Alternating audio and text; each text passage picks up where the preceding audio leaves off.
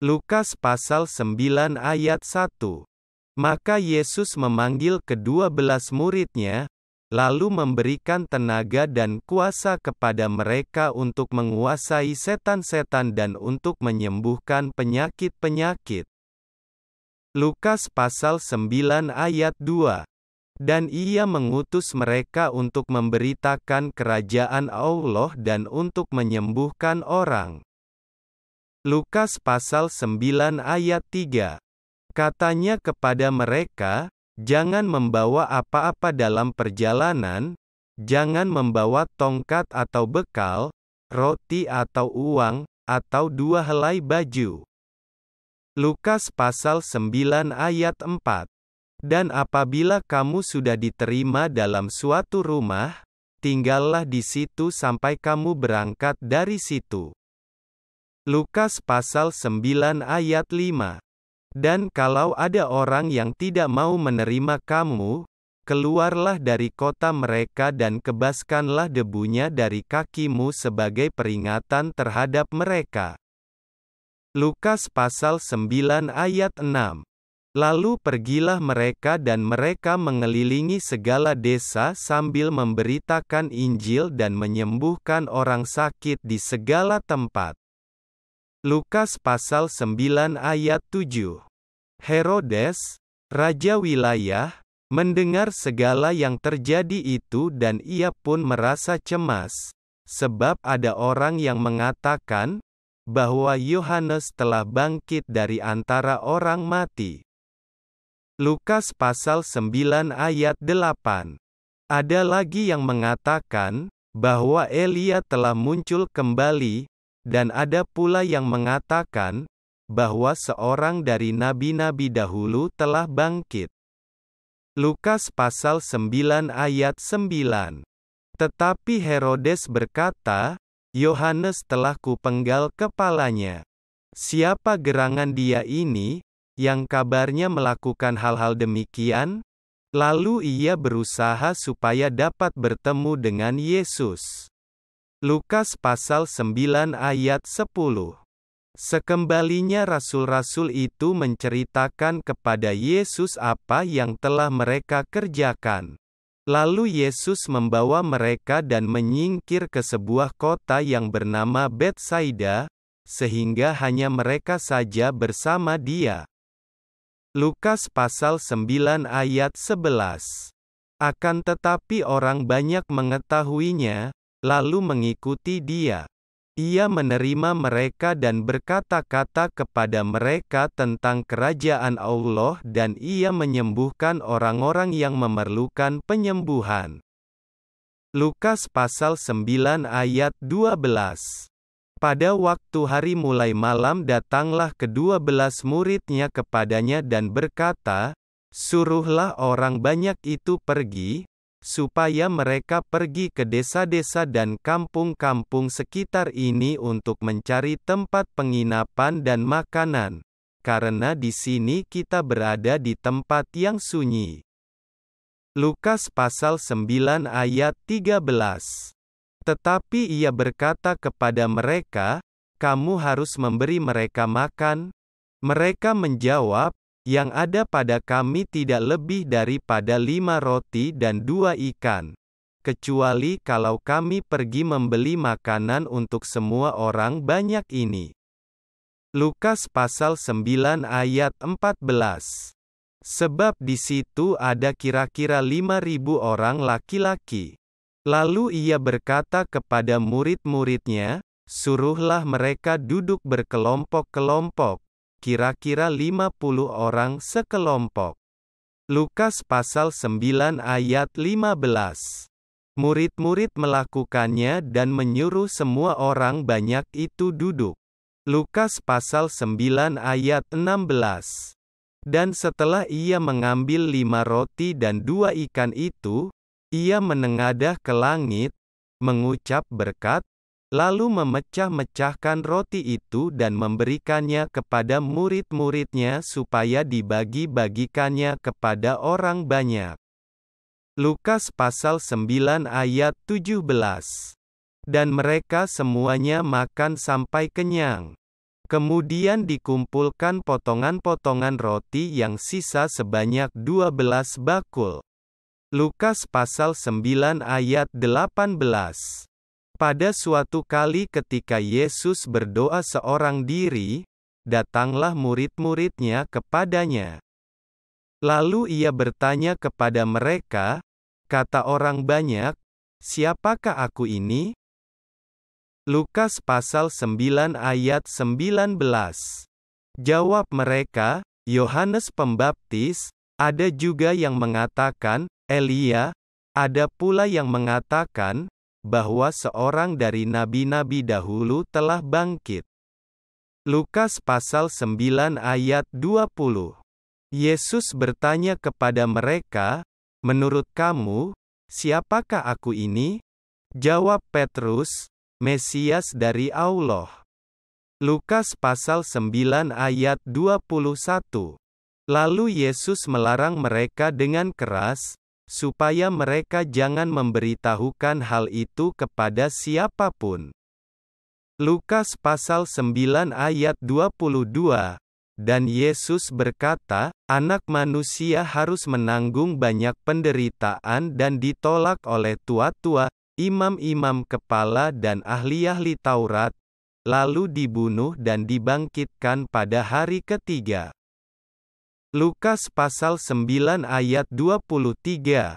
Katanya kepada mereka semua, "Setiap orang yang mau mengikut aku, ia harus menyangkal dirinya, memikul salibnya setiap hari dan mengikut aku." Lukas pasal 9 ayat 24. Karena barang siapa mau menyelamatkan nyawanya, ia akan kehilangan nyawanya, tetapi barang siapa kehilangan nyawanya karena aku, ia akan menyelamatkannya. Lukas pasal 9 ayat 25. Apa gunanya seorang memperoleh seluruh dunia, tetapi ia membinasakan atau merugikan dirinya sendiri? Lukas pasal 9 ayat 26. Sebab barang siapa malu karena aku dan karena perkataanku, Anak Manusia juga akan malu karena orang itu, apabila ia datang kelak dalam kemuliaannya dan dalam kemuliaan Bapa dan malaikat-malaikat kudus. Lukas pasal 9 ayat 27. Aku berkata kepadamu, sesungguhnya di antara orang yang hadir di sini ada yang tidak akan mati sebelum mereka melihat kerajaan Allah. Lukas pasal 9 ayat 28. Kira-kira 8 hari sesudah segala pengajaran itu, Yesus membawa Petrus, Yohanes dan Yakobus, lalu naik ke atas gunung untuk berdoa. Lukas pasal 9 ayat 29. Ketika ia sedang berdoa, rupa wajahnya berubah dan pakaiannya menjadi putih berkilau-kilauan. Lukas pasal 9 ayat 30. Dan tampaklah dua orang berbicara dengan dia, yaitu Musa dan Elia. Lukas pasal 9 ayat 31, keduanya menampakkan diri dalam kemuliaan dan berbicara tentang tujuan kepergiannya yang akan digenapinya di Yerusalem. Lukas pasal 9 ayat 32. Sementara itu Petrus dan teman-temannya telah tertidur dan ketika mereka terbangun mereka melihat Yesus dalam kemuliaannya, dan kedua orang yang berdiri di dekatnya itu. Lukas pasal 9 ayat 33. Dan ketika kedua orang itu hendak meninggalkan Yesus, Petrus berkata kepadanya, "Guru, betapa bahagianya kami berada di tempat ini. Baiklah kami dirikan sekarang 3 kemah, 1 untuk engkau, 1 untuk Musa dan 1 untuk Elia." Tetapi Petrus tidak tahu apa yang dikatakannya itu. Lukas pasal 9 ayat 34. Sementara ia berkata demikian, datanglah awan menaungi mereka. Dan ketika mereka masuk ke dalam awan itu, takutlah mereka. Lukas pasal 9 ayat 35. Maka terdengarlah suara dari dalam awan itu, yang berkata, "Inilah anakku yang kupilih, dengarkanlah dia." Lukas pasal 9 ayat 36. Ketika suara itu terdengar, nampaklah Yesus tinggal seorang diri. Dan murid-murid itu merahasiakannya, dan pada masa itu mereka tidak menceritakan kepada siapapun apa yang telah mereka lihat itu. Lukas pasal 9 ayat 37. Pada keesokan harinya ketika mereka turun dari gunung itu, datanglah orang banyak berbondong-bondong menemui Yesus. Lukas pasal 9 ayat 38. Seorang dari orang banyak itu berseru. Katanya, "Guru, aku memohon supaya engkau menengok anakku, sebab ia adalah satu-satunya anakku." Lukas pasal 9 ayat 39. Sewaktu-waktu ia diserang roh, lalu mendadak ia berteriak dan roh itu menggoncang-goncangkannya sehingga mulutnya berbusa. Roh itu terus saja menyiksa dia dan hampir-hampir tidak mau meninggalkannya. Lukas pasal 9 ayat 40. Dan aku telah meminta kepada murid-muridmu supaya mereka mengusir roh itu, tetapi mereka tidak dapat. Lukas pasal 9 ayat 41. Maka kata Yesus, "Hai kamu angkatan yang tidak percaya dan yang sesat, berapa lama lagi aku harus tinggal di antara kamu dan sabar terhadap kamu? Bawa anakmu itu kemari." Lukas pasal 9 ayat 42. Dan ketika anak itu mendekati Yesus, setan itu membantingkannya ke tanah dan menggoncang-goncangnya. Tetapi Yesus menegur roh jahat itu dengan keras dan menyembuhkan anak itu, lalu mengembalikannya kepada ayahnya. Lukas pasal 9 ayat 43. Maka takjublah semua orang itu karena kebesaran Allah. Ketika semua orang itu masih heran karena segala yang diperbuatnya itu, Yesus berkata kepada murid-muridnya. Lukas pasal 9 ayat 44, "Dengarlah dan camkanlah segala perkataanku ini, Anak Manusia akan diserahkan ke dalam tangan manusia." Lukas pasal 9 ayat 45, mereka tidak mengerti perkataan itu, sebab artinya tersembunyi bagi mereka, sehingga mereka tidak dapat memahaminya. Dan mereka tidak berani menanyakan arti perkataan itu kepadanya. Lukas pasal 9 ayat 46, maka timbullah pertengkaran di antara murid-murid Yesus tentang siapakah yang terbesar di antara mereka. Lukas pasal 9 ayat 47, tetapi Yesus mengetahui pikiran mereka. Karena itu ia mengambil seorang anak kecil dan menempatkannya di sampingnya. Lukas pasal 9 ayat 48, dan berkata kepada mereka, "Barang siapa menyambut anak ini dalam namaku, ia menyambut aku, dan barang siapa menyambut aku, ia menyambut dia yang mengutus aku. Karena yang terkecil di antara kamu sekalian, dialah yang terbesar." Lukas pasal 9 ayat 49, Yohanes berkata, "Guru, kami lihat seorang mengusir setan demi namamu, lalu kami cegah orang itu, karena ia bukan pengikut kita."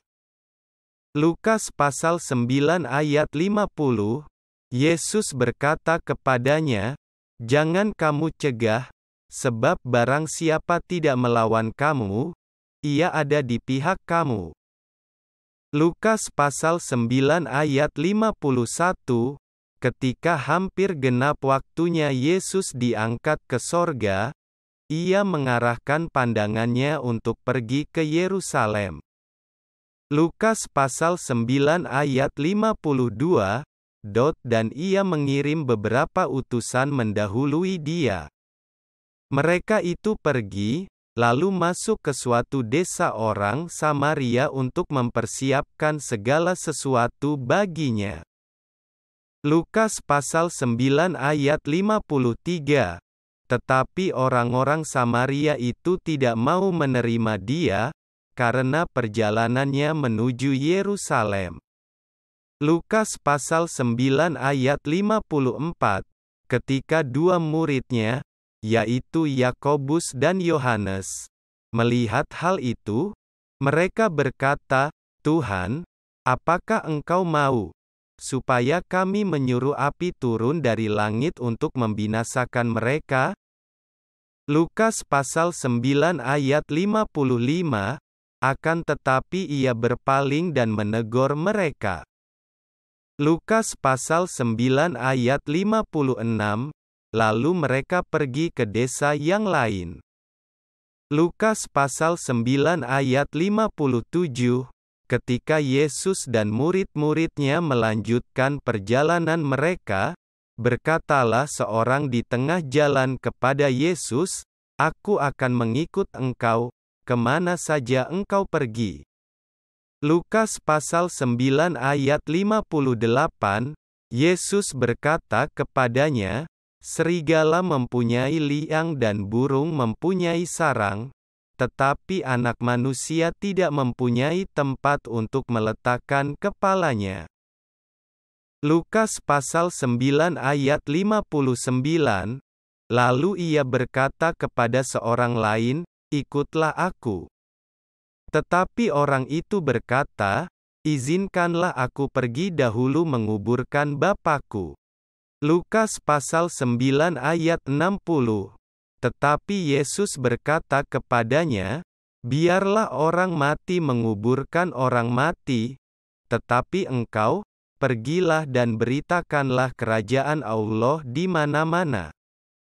Lukas pasal 9 ayat 61. Dan seorang lain lagi berkata, "Aku akan mengikut Engkau, Tuhan, tetapi izinkanlah aku pamitan dahulu dengan keluargaku."